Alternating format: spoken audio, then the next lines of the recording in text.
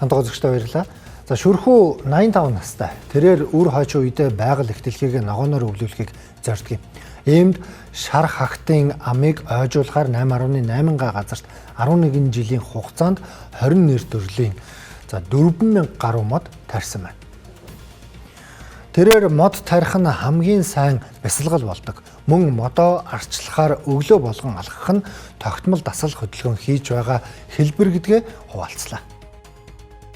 Тэгээ бололцоогаар би одоо говьруугаар мод тарьмаар санагдаад байна. Энэ хангайд бол одоо нэг би одоо энэ хангайд нэг ийм л мод. Одоо яаж өсөлтөө? Говьхон бол дөр мод хулгай хийн байна.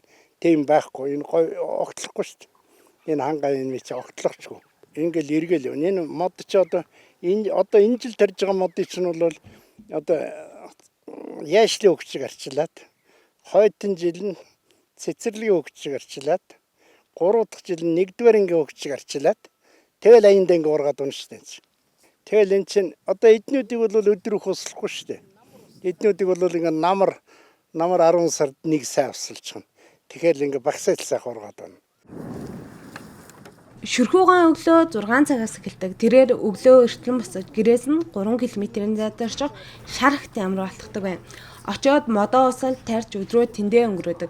Энэ нь хотын төгжрөл стрессээс хол байх боломж олгодог гэлээ. Мөн химийн найрлагагүй бордоо хэрэглэх зорилгоор өндөгний альс бууц ашиглан өөрөө бордоогоо хийдэг байна.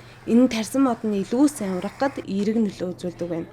Гэвч мод нь ургаад ирэхээр иргэд хулгайлах мал орж модыг нэгдэх тохиолдол цөөнгүй. Модоо үр хөвчгөө хайрладаг түнд хамгийн эмзэг тусдгийг хэлж байлаа. Энэ уулын ч одоо нэгдүгээр би унган төрхийн тэржгээр нүлдээ гэж бодож тавьж байна.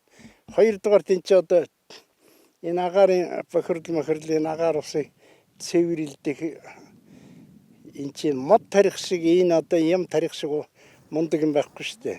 Гэхдээ мод яг одоо тарьж гин тариад зүгээр тариал хийчих байгаа байхгүй. Энэ ч хамгийн гол энэ модыг чи арчлах хэрэгтэй байхгүй.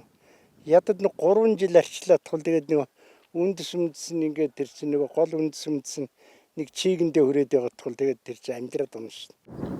Шүрхүүгээ Говьалтай аймгийн Хүүсийн говь төрж өссөн. Иймээс төрсөн нутгаа ойжуулах зорилготой. Гэвч нас өндөр болсон түүнийг дэмжих хүнцэн. Үр хүүхдүүд нь ажилдаа завгүй байдаг учраас энэ мөрөөдлөө сэтгэл дотроо тэн явсаа байгаагаа бидэнтэй хуваалцлаа. Мод тарих нь амарханч түүнийг арчилж ургуулах хэцүү. Иймээс модоо суулгаад орхидог биш тогтмол эргэж ургуулах хэрэгтэйг шүрхүүгээ захиж байлаа. Харамсгаас өөрөө чадах юм байхгүй болно шүү дээ.